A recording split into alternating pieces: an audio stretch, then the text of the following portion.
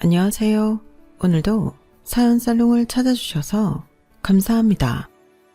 15년 만에 다시 만난 아들과 함께 살고 있는 여성이에요. 저는 아들을 낳자마자 이별을 해야 했어요. 저에게서 아들을 뺏어간 사람은 바로 시어머니였어요. 혼전 임신이었던 데다 제게 부모님이 안 계셔서 속수무책으로 뺏기고 말았죠.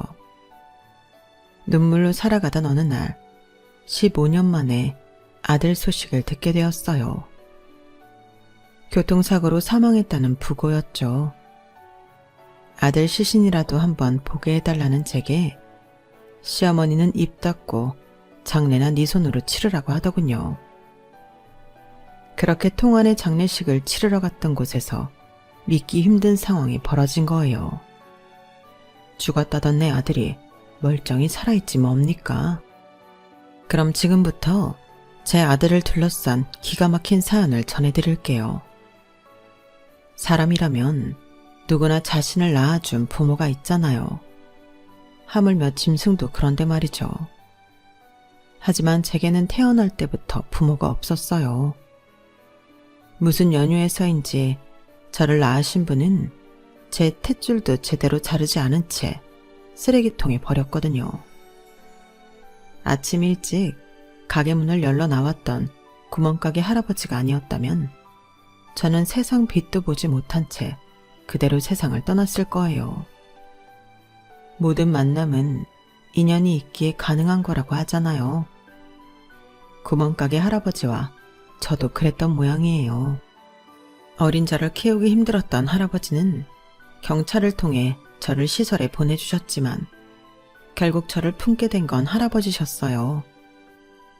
저는 시설에 보내지고 얼마 안 돼 부유한 집에 입양이 됐어요.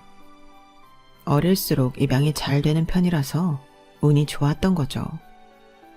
그 집에서 6살 때까지 그 집 딸로 살았어요. 제가 입양됐다는 사실은 까맣게 모른 채 말이죠. 그러다 7살 생일이 다가오던 어느 날 저는 파양이 됐어요. 이유는 아이를 낳을 수 없었던 그 집 부부한테 아이가 생겼다는 거였어요. 부모인 줄 알았던 사람들한테 하루아침에 버림받은 저는 충격으로 이상 증세를 보이기 시작했어요. 솔직히 저는 잘 기억이 안 나는데 나중에 주변을 통해 얘기를 전해 듣고 알게 되었죠. 밥도 제대로 먹지 않고 조금만 화가 나면 머리를 바닥에 쿵쿵 찍곤 했대요. 아무래도 어린 게 스트레스를 받아서 그랬던 것 같아요. 시설 아이들과 잘 어울리지도 않고 말도 않고 늘 혼자 구석에 쭈그려 앉아있던 저는 매일 시설에 찾아오는 할아버지 한 분과 친해지게 되었어요. 나중에 알 수 있었지만 그분이 바로 쓰레기통에 버려진 저를 구해주신 구멍가게 할아버지셨어요. 제가 입양이 된 후에도 할아버지는 매주 시설에 찾아와 아이들한테 과자랑 사탕도 가져다 주시곤 했었는데 제가 파양이 됐다는 소식을 들으시곤 매일같이 찾아오셨어요. 그렇다고 제게 말을 거는 것도 아니고 그냥 제 옆에 조용히 앉아서 먼 산을 바라보시곤 하셨죠. 처음엔 이 할아버지가 왜 이러나 생각했는데 언제부턴가 할아버지랑 나란히 앉아있으면 그렇게 마음이 편할 수가 없더라고요. 그래서 간단한 질문이나 답을 하게 됐고 조금씩 마음의 문을 열게 되었어요. 나를 버린 양부모와 달리 할아버지는 저를 버리지 않을 거라는 믿음이 생기기 시작한 거죠. 할아버지는 매일같이 시설에 찾아와 주셨지만 그렇다고 저를 입양하시지는 않았어요. 언젠가 제가 할아버지께 물었던 적이 있어요. 할아버지, 나 할아버지랑 같이 살면 안 돼요? 할아버지가 나 입양해주면 되잖아요. 그건 안 된다. 나는 이미 늙고 힘이 없어서 널 키울 자신이 없어. 그건 걱정 안 해도 돼요. 힘든 일은 내가 하면 되니까요. 나도 벌써 9살이나 됐다고요. 설거지도 잘하고 빨래도 할 수 있어요. 저번에도 선생님 몰래 양말도 빨았는걸요? 그러니까 할아버지, 나 좀 입양해 주세요. 고작 9살이었던 저는 입양을 그저 함께 사는 것 정도로 간단하게 알고 있었기 때문에 저를 입양해달라고 할아버지를 졸라댔어요. 어린 아이의 철없는 행동에 많이 곤란하셨을 텐데도 할아버지는 늘 웃는 모습으로 성심껏 대답을 해주셨어요. 비록 할아버지한테 입양이 되진 않았지만 할아버지는 제 보호자나 다름없었어요.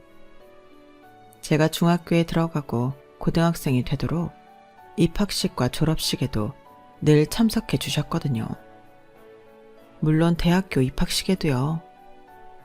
시설에서 자란 제가 대학까지 다녔다고 하면 사람들은 하나같이 다들 놀라요.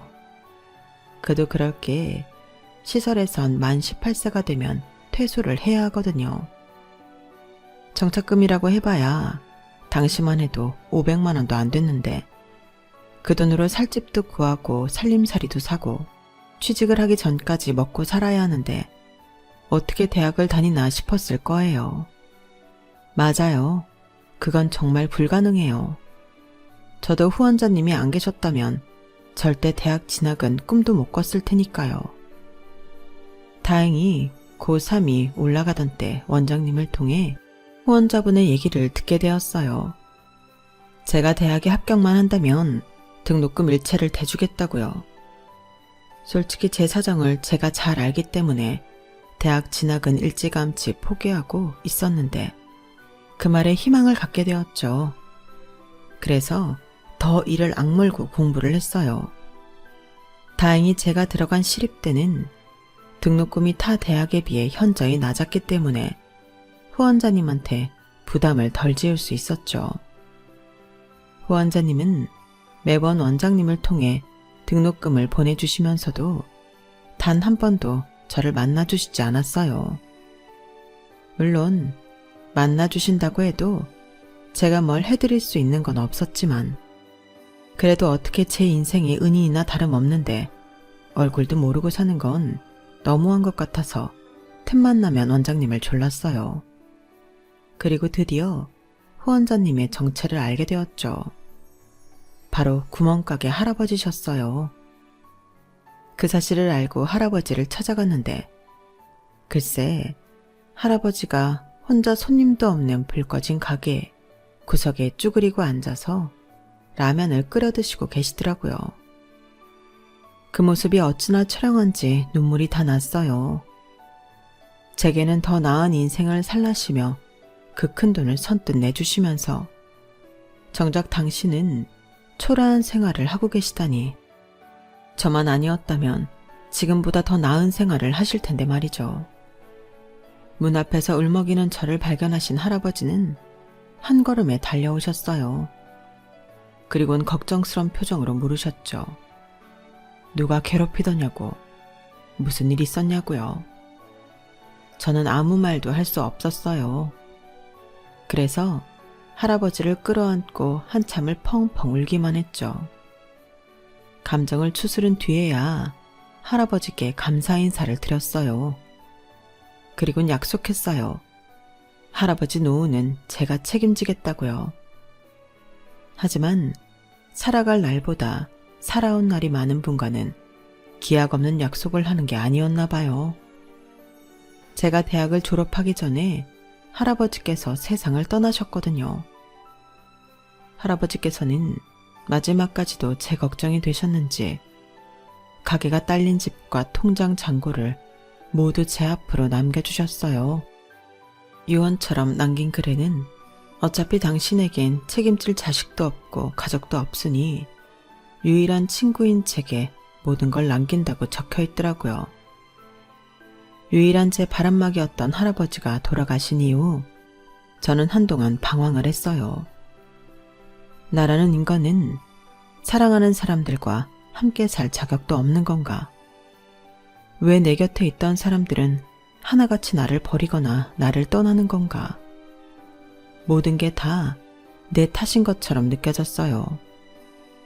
마치 이 세상에서 나만 온전치 않은 사람인 것처럼 느껴지더라고요. 그렇게 내 자신이 한없이 작아졌을 때 그 사람을 만났어요. 제 아이의 아빠를요. 친구의 권유로 등산 동아리에 들어가게 됐는데 거기에 유독 눈에 띄는 사람이 있더라고요.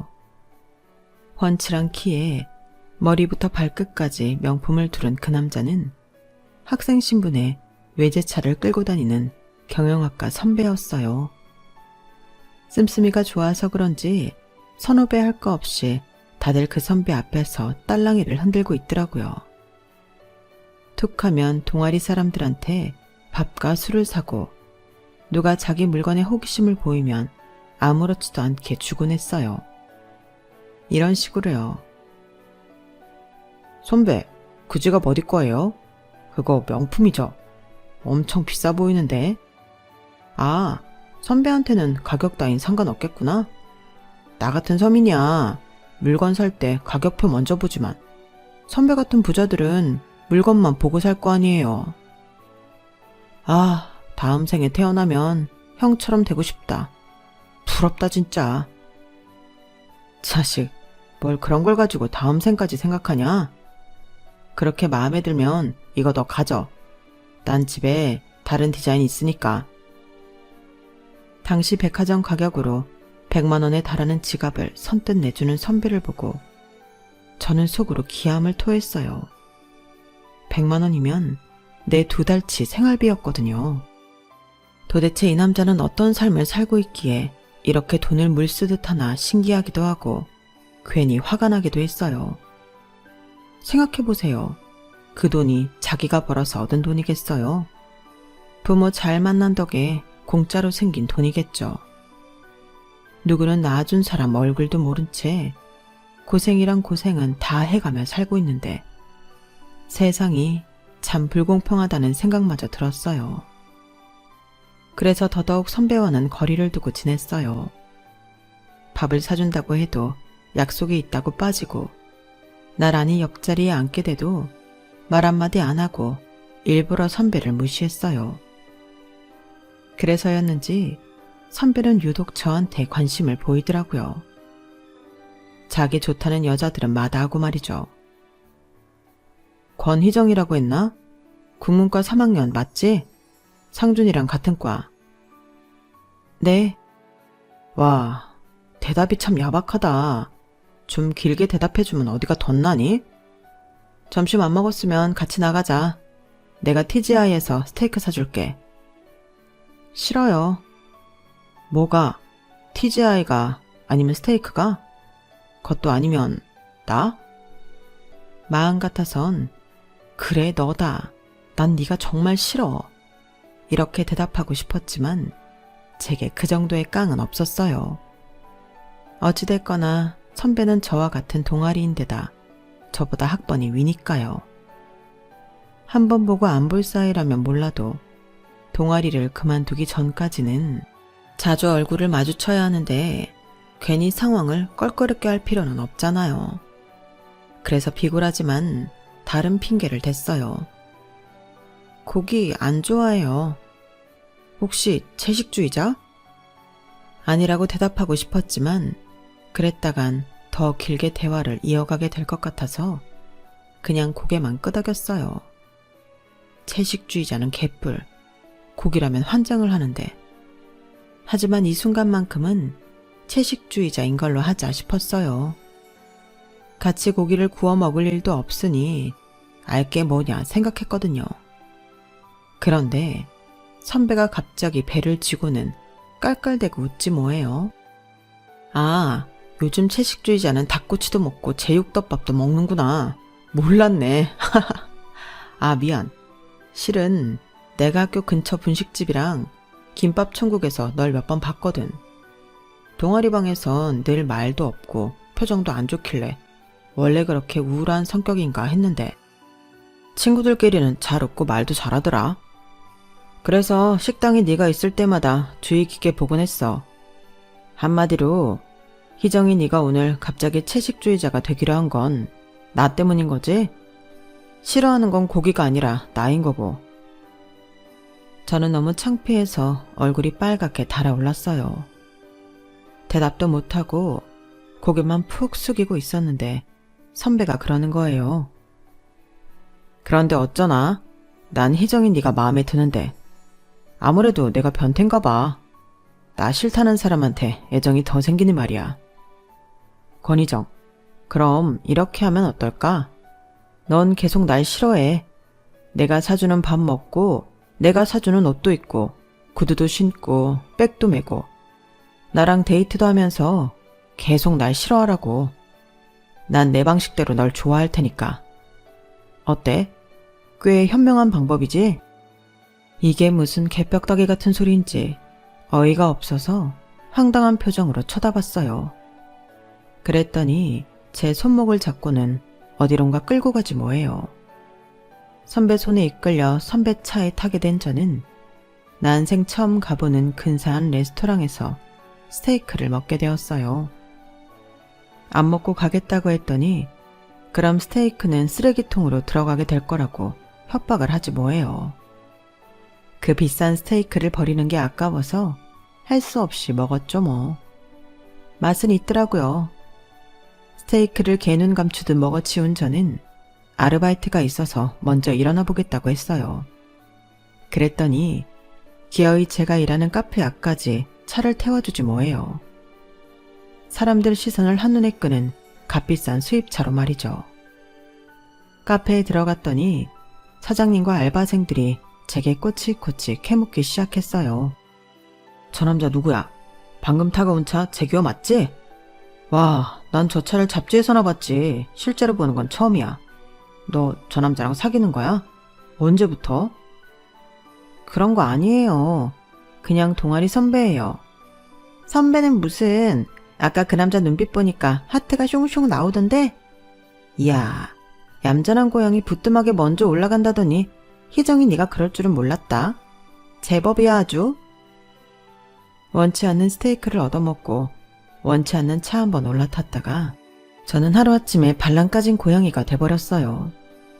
선배는 학교에서도 남들이 의심할 만한 행동을 해댔어요. 제게 명품백을 사다 안기거나 제가 수업을 듣는 강의실까지 와서는 요망한 눈빛을 쏘아대며 누가 들어도 둘이 사귄다고 생각할 만한 말들을 해댔거든요. 결국 얼마 지나지 않아 저희는 과는 물론 동아리 사람들 사이에 저와 선배가 사귄다는 소문이 퍼지고 말았어요. 그 바람에 저는 그동안 선배를 호시탐탐 노리던 여학생들한테 공공의 적이 돼버리고 말았죠. 어디를 가나 여학생들의 눈총을 받았고 남학생들은 제게 어떤 매력이 있기에 그 잘난 선배가 저한테 빠져서 해롱거리는지 궁금해했어요. 한마디로 의도치 않게 유명인사가 돼버린 거예요. 덕분에 저는 행동 하나하나가 조심스러워서 온종일 사람들 눈치를 보느라 집에 돌아가면 기진맥진이 되기 일쑤였죠. 이런 고충을 아는지 모르는지 선배는 재미있는 장난감을 손에 쥔 아이처럼 좋아 죽더라고요.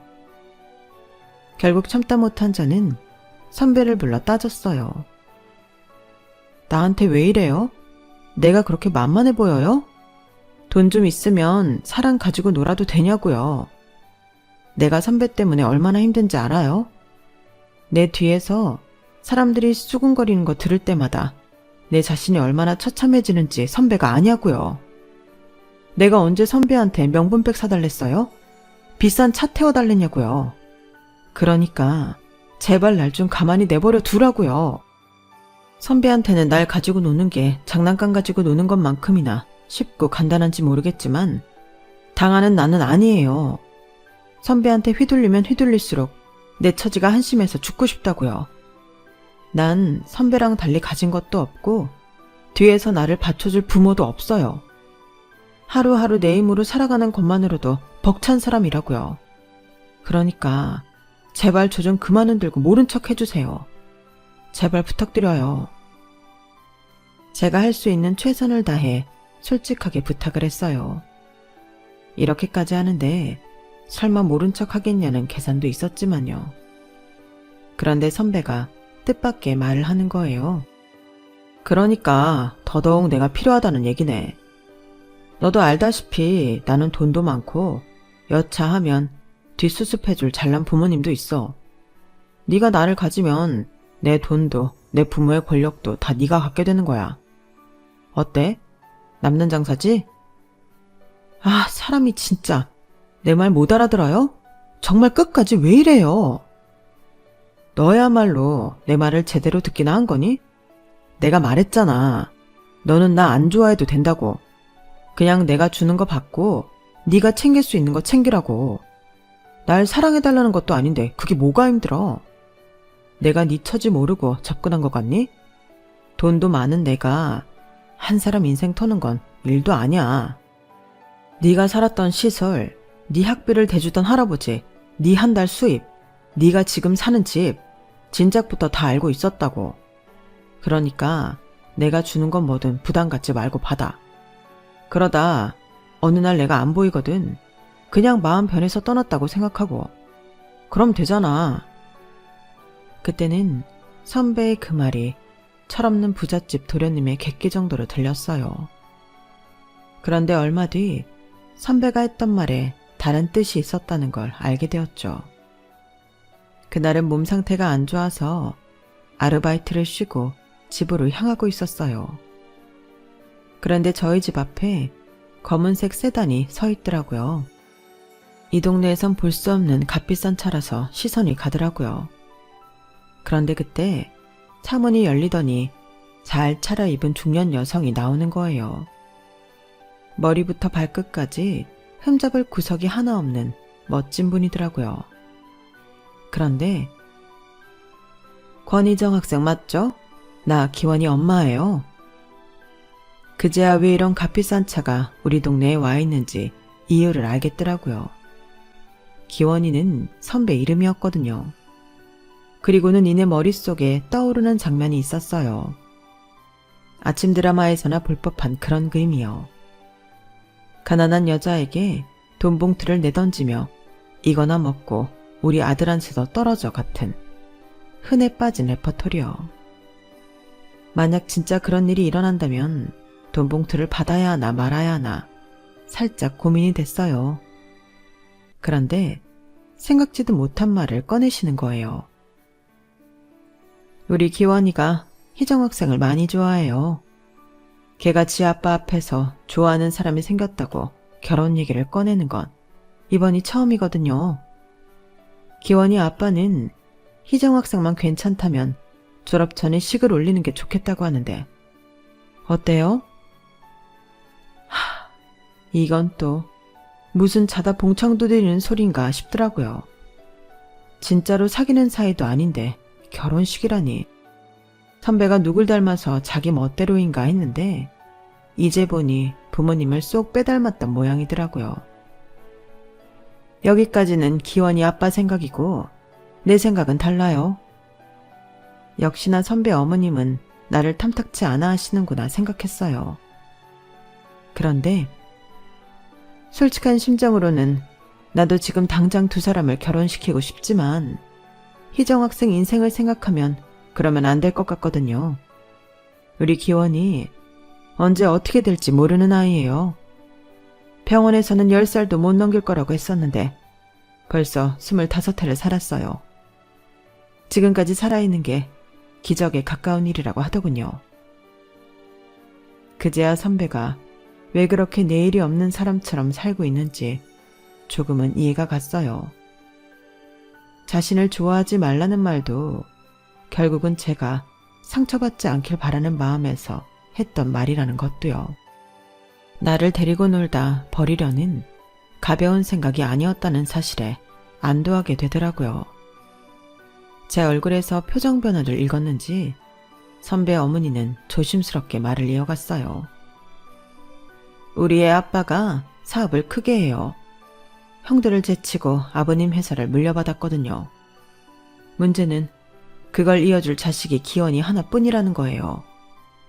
기원이가 아니라면 그 자식이라도 회사를 이어줬으면 해요. 희정 학생한테는 미안한 얘기지만 사업을 하는 입장에선 냉정해질 수밖에 없어요. 언제 죽을지 모를 아들 앞세와 결혼 닥달하는 거 이기적이라고 해도 좋아요.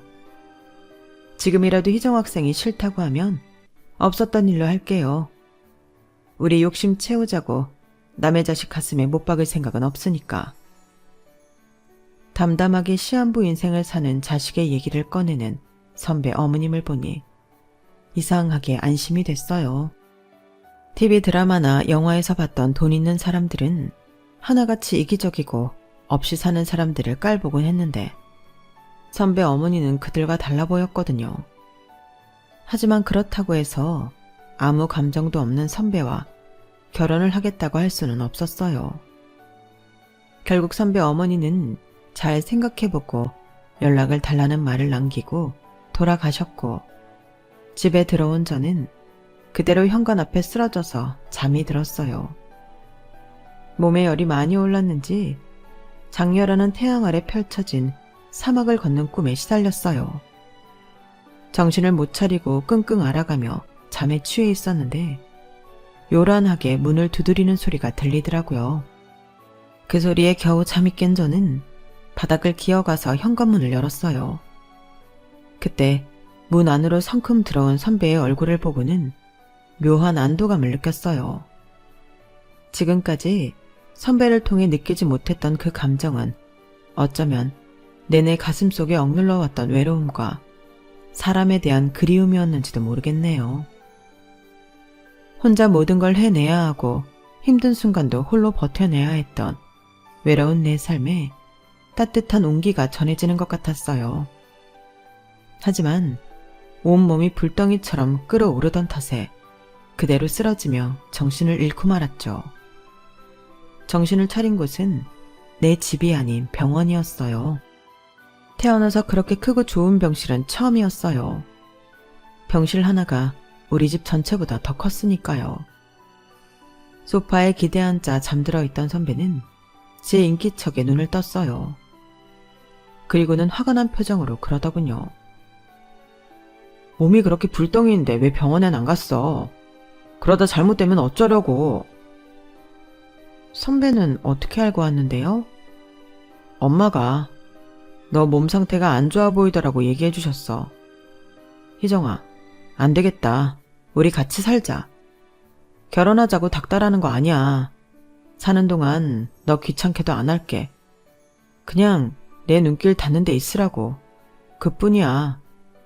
오늘처럼 또 이런 일이 있으면 그땐 어떡해? 내가 옆에 없을 때 무슨 일이라도 생기면 어떡하냐고. 다른 생각이 있어서 그런 거 아니야. 너 손끝 하나 안 건드리고 곁에서 지켜만 볼게. 네가 싫다는 건 아무것도 안 할 테니까 제발 그렇게 하자. 네 옆에만 있게 해달라고. 그날 선배는 확실히 달랐어요. 늘 사람 약을 올리듯 장난처럼 말하던 선배였지만 그날 선배의 눈빛은 간절함이 묻어 있었거든요. 내가 많이 약해진 탓이었는지 사람의 온기가 그리웠던 탓인지 모르겠지만 결국 선배의 제안을 받아들이고 말았어요. 그렇게 동거를 시작하게 되었죠. 그런데 피 끓는 청춘을 한 집안에 몰아넣었는데 아무 일이 생기지 않을 리가 있나요? 손끝 하나 건드리지 않겠다는 선배의 약속은 일찌감치 물 건너갔고 제가 있는 곳이면 어디든 다가와 제 옆에 찹쌀떡처럼 붙어 앉았어요. 열이 떨어진 지가 언젠데 툭 하면 열을 잰다는 명목하에 이마며 얼굴을 손바닥으로 부벼대는데 고아인 저보다도 정에 굶주린 사람 같았다니까요. 학교는 물론이고 제가 교생 실습을 나가는 중학교와 아르바이트를 하는 카페까지 매일같이 출근 도장을 찍으며 운전기사 노릇까지 했어요. 이러니 제가 사람들한테 우리는 아무 사이 아니라고 항변을 해봤자 거짓말로 들릴 뿐이었죠. 그렇게 반년 가까이 동거를 이어갔고 이제는 선배의 스킨십이 거슬리지 않을 정도로 자연스럽게 받아들이게 됐어요. 결국 함께 산 지 1년도 안 돼서 우리는 연인 사이가 돼버렸죠. 그러다 우리 아들도 만들게 되었고요. 임신 사실을 알게 된 건 졸업을 앞두고 한창 임용고시를 준비할 때였어요. 평소 가리는 음식 없이 잘 먹던 저였는데 이상하게 음식 냄새만 맡으면 속이 울렁거리고 내 몸이 내 몸 같지 않아서 약국에 약을 지으러 갔는데 약사가 뜬금없이 마지막 생리는 언제 했냐고 묻더라고요. 원래 생리 불순이라고 했더니 테스터기를 내밀더라고요. 임신일지 모르니까 약 먹기 전에 테스트부터 해보라고요. 그때까지만 해도 약사가 오버하는 거라고 생각했었는데 테스터에 붉은 줄 2개가 선명하게 떠오르는 걸 보고는 바닥에 철퍼덕 주저앉고 말았어요. 그 순간 아이가 생겼다는 기쁨보다는 현실적인 걱정이 먼저 밀려오더라고요. 아직 결혼도 안 한 상태고 무엇보다 얼마 안 남은 임용고시가 걱정이었어요. 임용고시에 합격한다 해도 출산을 하게 되면 바로 교사 일을 하기 힘들 거고 이래저래 걱정되는 일이 한두 개가 아니었죠. 잠깐이기는 했지만 선배한테는 비밀로 하고 아이를 지울까 하는 생각도 했어요. 하지만 그건 못하겠더라고요. 그래서 선배한테 임신 사실을 전했더니 이 남자가 글쎄 펑펑 울지 뭐예요. 그날 밤 선배 전화를 받고 저희 집으로 달려오신 선배 부모님도 제 임신 소식에 눈시울을 붉히시더라고요. 기특하다며 제 손을 잡고 기뻐하시는 모습을 보니 이런 게 가족인 건가 싶었어요. 난생 처음 느껴보는 따뜻한 분위기에 취해 앞으로 다가올 시련은 생각조차 하지 않았죠. 일단 휴학을 하고 출산한 뒤 다시 복학해 임용고시를 치르라는 선배 아버님 말씀에 따라 학교에 휴학계를 냈어요. 그리곤 태교에 전념하게 되었죠. 좋은 것만 보고 좋은 것만 먹으라는 어머님 말씀에 따라 과일이며 채소, 소고기도 최고급으로만 먹어야 했어요. 내 인생에 이런 호사가 또 언제 있을까 싶더라고요. 임신 전에도 강아지 따라다니듯 저를 따라다니던 선배는 이제 아예 암수 한 몸처럼 제 옆에 착 달라붙어 다녔어요. 모기나 개미 같은 작은 곤충도 마치 인류를 위협할 만한 거대한 적인 것처럼 호들갑을 떨며 제 옆에 얼씬도 못하게 막아주었고 식사량이 조금만 줄어도 몸에 이상이 있는 거 아니냐며 병원에 가자고 난리였어요. 가끔 자다가 눈을 떠보면 제 옆에서 지그시 저를 바라보고 있는 선배와 눈이 마주치곤 했죠. 평생 받아보지 못한 사랑은 한꺼번에 몰아서 받고 있다는 생각이 들 정도로 하루하루가 버거울 만큼 행복하고 고마웠어요. 이게 꿈이라면 영원히 깨지 않기를 바랄 정도로요. 하지만 그래서일까요? 정작 인생에서 가장 행복해야 할 순간에 저는 모든 걸 다 잃고 말았어요. 제가 분만실에서 10시간 넘게 산통과 싸우고 있던 그때 선배는 생사를 넘나들고 있었더라고요. 그동안 제가 걱정할까봐 아픈 티도 안 냈던 선배는 엄청난 통증을 진통제 하나로 버텨왔던 거예요. 긴 산통 끝에 아이를 출산했는데 선배는 물론 선배 부모님조차도 코빼기를 보이지 않더라고요. 대신 선배 어머님이 보낸 도우미 아주머니 한 분이 제 곁을 지켜주셨어요. 선배한테 무슨 일이 생겼을 거라는 생각을 꿈에도 하지 못했던 저는 혹시 이대로 버려지는 게 아닌가 덜컥 겁이 나기 시작했어요. 양부모한테 파양을 당할 때도 이런 식이었으니까요. 또다시 버려질지도 모른다는 공포에 밥도 제대로 넘어가지 않고 눈물만 하염없이 흘러내렸어요. 도대체 내가 뭘 잘못했길래 또다시 버려진 건지 아무리 이유를 찾으려 해도 찾을 수가 없었어요. 그런데 출산을 하고 일주일이 가깝게 지난 어느 날 아침부터 도우미 아주머니가 부산하게 움직이더라고요. 사모님이 퇴원하라셔. 병원에서도 그러라고 하고. 일단 짐은 내가 다 싸뒀으니까 아침 먹고 바로 퇴원하자고. 선배는요? 선배는 왜 안 온대요? 내가 애 낳은 건 알긴 한데요. 제발 얘기 좀 해주세요. 나도 뭘 알아야 대책을 세우든 할 거 아니에요. 아주머니, 제발 부탁드려요. 울먹이는 저를 말없이 바라보던 도우미 아주머니는 자기도 안 되겠는지 그제야 사실을 털어놓았어요. 애기 엄마, 지금부터 내가 하는 얘기 정신 똑바로 차리고 들어. 이 집 아드님이 말이야. 며칠 전에 세상을 떠났어. 다들 장례를 치르느라 병원에 못 왔던 거고.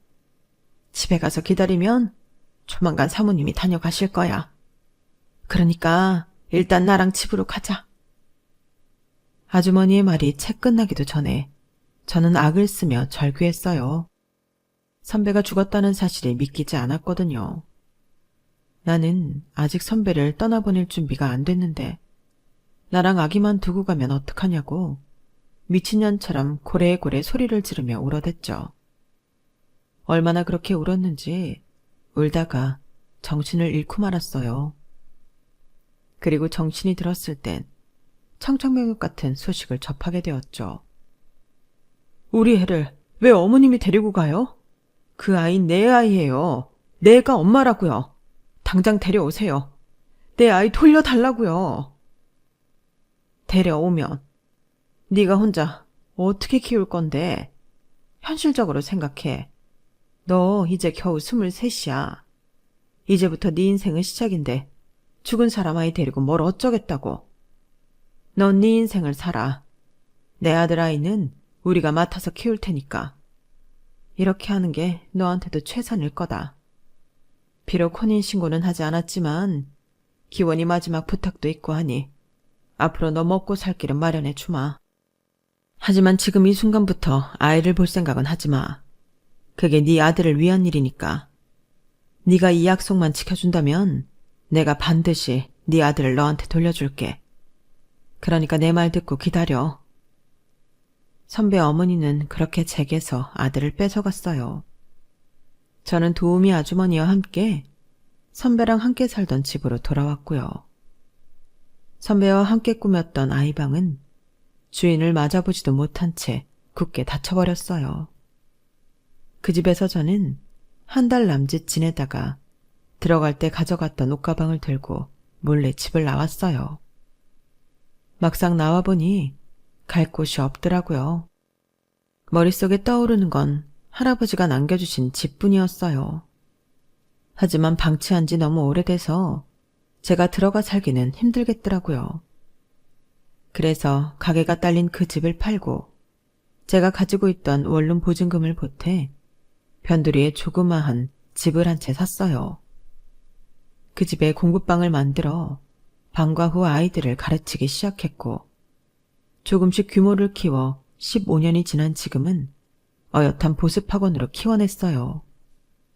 선배 집에서 도망치듯 나온 이후 제가 새로 이사한 집 우편함에는 종종 소인이 찍히지 않은 서류 봉투가 들어있었어요. 봉투 안에는 사내 아이의 모습이 담겨 있었는데 가슴팍에 달겨있는 이름표에는 이진원이라는 이름이 적혀 있었어요. 선배가 죽기 전 아이 이름을 미리 지어놓았었는데 그때 지은 이름이 진원이었어요. 내 아들이 살고 있는 곳이 정확히 어딘지는 모르겠지만 사진 속 배경으로 보아 한국이 아닌 건 확실했어요. 있는 집에선 다들 자식들을 조기 유학을 보내곤 하니까 어쩌면 당연한 건지도 모르겠다는 생각을 했어요. 그래서 언제 아들을 만나러 가게 될지 몰라 미리 여권을 마련해 두었어요. 10년이 지나 여권 만료가 되었지만 여전히 별다른 연락이 없었어요. 그래도 포기하지 않고 쓰지도 않은 여권을 갱신해서 늘 가방에 넣고 다녔죠. 철마다 아이의 성장 모습이 고스란히 담긴 사진은 우리 집 우편함에 놓였어요. 봉투에는 사진 외에 아무것도 적혀 있지 않았지만 선배 어머님이 보낸 거라는 건 알 수 있었죠. 자신이 했던 약속은 반드시 지키겠다는 뜻인 것 같더라고요. 사진 속 아들은 커갈수록 제 아빠를 똑 닮아갔어요. 길에서 마주쳐도 한 번에 알아볼 정도로 말이에요. 15년이란 세월을 사진 몇 장으로 달래며 언젠가 아들을 만날 수 있을 거라는 희망을 잃지 않았죠. 그런데 얼마 전 낯익은 남자가 저를 찾아온 거예요. 저 기억하시겠습니까?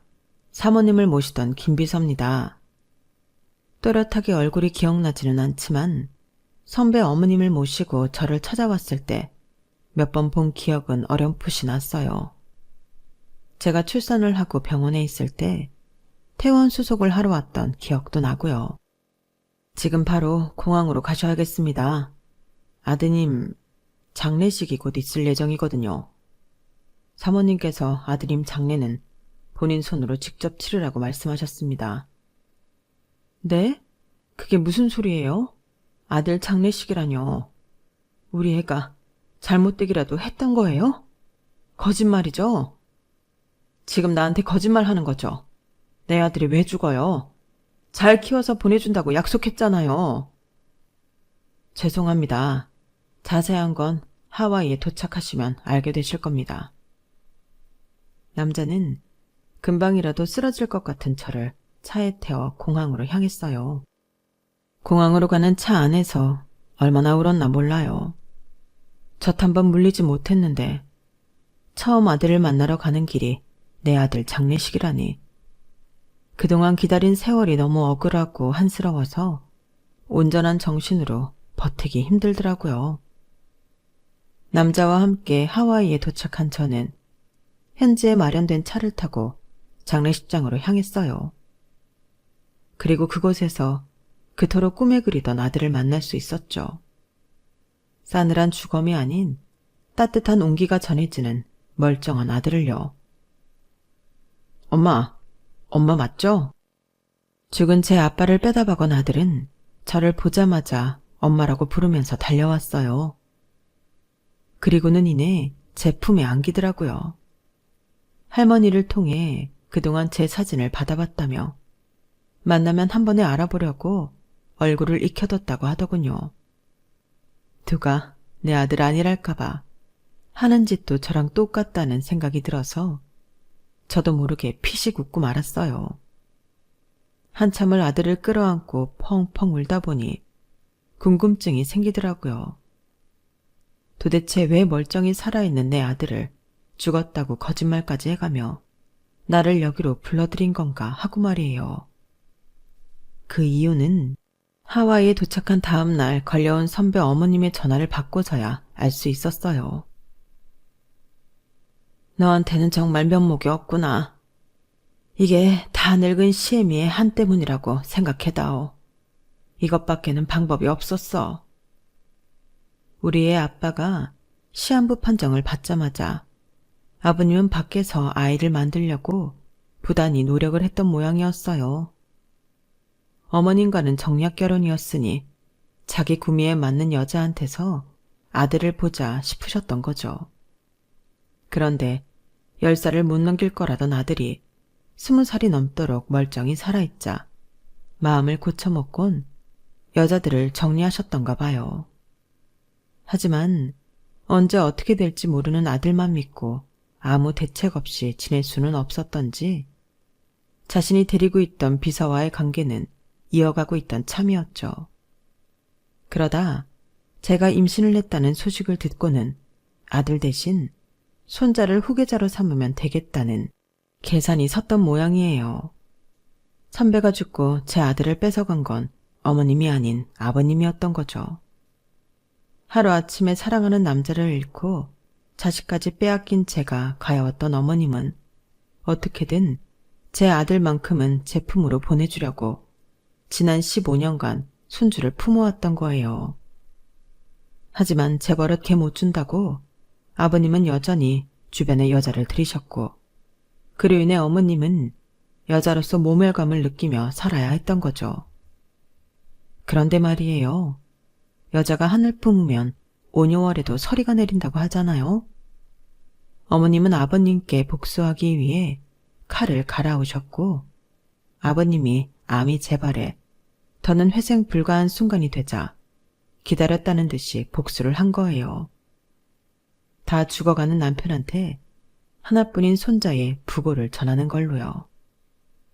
비서실에서 눈치챌 걸 고려해 엄마인 나까지 속여가며 하와이로 데려오는 수고까지 감내하면서 말이죠. 이날을 기다리며 그 긴 세월을 버텼어. 너는 이해가 안 갈지 모르겠다만 나로서는 이 방법밖엔 없었다. 미안하다, 애미야. 뒷일이 수습되면 직접 찾아가 사죄하마. 이 모든 게 어머님의 복수 때문에 벌어진 일이란 걸 알고는 속에서 천불이 났지만 한편으로는 어머님이 이해가 가기도 했어요. 내 자식을 보호해준 어머님한테 고맙기도 했고요. 자식을 앞서 보내고 남편의 숱한 외도를 두 눈으로 지켜봐야 했던 심정이 어땠을지 조금은 알 것 같았거든요. 현재 아버님은 의식불명 상태로 산소호흡기에 의지해 생을 연명하고 계세요. 아버님이 손주 하나만 믿고 더는 자식을 두지 않았던 터라 유산 문제로 시끄러워질 이유는 없다고 하더군요. 하지만 이 모든 건 저와 아무 상관없었어요. 저는 그저 꿈에 그리던 아들을 만나 앞으로 행복하게 살 일만 신경 쓰면 그만이니까요. 아들이 원한다면 회사를 물려받는 것도 고려해 보겠지만 저와 선배를 닮은 아들이 그걸 원치는 않는 것 같더라고요. 아직 15살밖에 안 돼서 돈의 가치를 몰라 그런 걸지도 모르겠지만 딱히 강요는 하지 않을 생각입니다. 지금 우리 모자에게는 돈보다는 우리가 함께하는 1분 1초가 더 소중하니까요. 마음고생하며 오랜 시간 떨어져 지낸 만큼 앞으로는 우리 모자 앞날에 행복한 나날이 가득하기만 바랄 뿐입니다. 저희 모자 앞날을 응원해주세요. 지금까지 제 사연을 들어주셔서 감사합니다. 다들 행복하시길 바랍니다. 여러분, 사연 댓글에 응원과 현명한 조언 부탁드려요. 좋아요와 구독은 저에게 큰 힘이 됩니다. 오늘도 좋은 일 가득하세요.